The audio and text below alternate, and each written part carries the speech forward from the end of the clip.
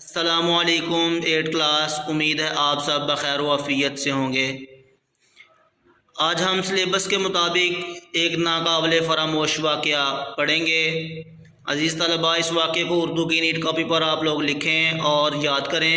سب سے پہلے شعر ہے، شعر کا پہلا مصرع: مرنا تو اس جہاں میں کوئی سانحہ نہیں۔ دوسرا مصرع: اس دور ناگوار میں جینا محال ہے۔ محال کہتے ہیں بہت مشکل ہے۔ اس کے بعد واقعہ سٹارٹ کرتے ہیں۔ رات کا سناٹا پھیل چکا تھا، ٹھنڈی ٹھنڈی ہوا چل رہی تھی، لوگ میٹھی نیند سو رہے تھے۔ اچانک آگ آگ کا شور اٹھا، لوگ چیخ و پکار سن کر اٹھ بیٹھے۔ گلی کی نکڑ پر 3 منزلہ گھر آگ کی لپیٹ میں تھا۔ سب لوگ آتش زدہ مکان کی طرف بھاگے۔ آگ میں پھنسے بچے اور بڑے چلا رہے تھے۔ اس کے بعد دوسرا پیراگراف: سب لوگ اپنی مدد آپ کے تحت گھڑے اور بالٹیاں بھر بھر کر پانی آگ پر ڈال رہے تھے۔ بھڑکتی آگ مسلسل پھیل رہی تھی، اس لیے پڑوسی بھی پریشان تھے۔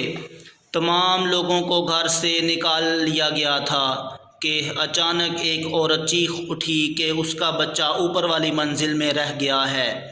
میں ماں کی تڑپ برداشت نہ کر سکا اور نفع و نقصان کی پرواہ کیے بغیر آگ سے بچتا بچاتا اوپر کی منزل میں داخل ہو گیا۔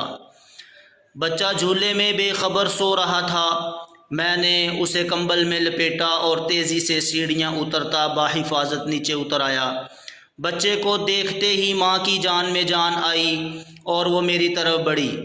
بچے کو پکڑ کر دیوانہ وار چومنے لگی۔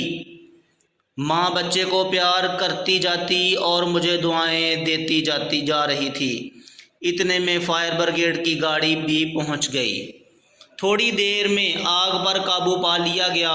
اہل خانہ سے بات چیت کے دوران معلوم ہوا کہ آگ لگنے کی وجہ باورچی خانے میں بد احتیاطی تھی۔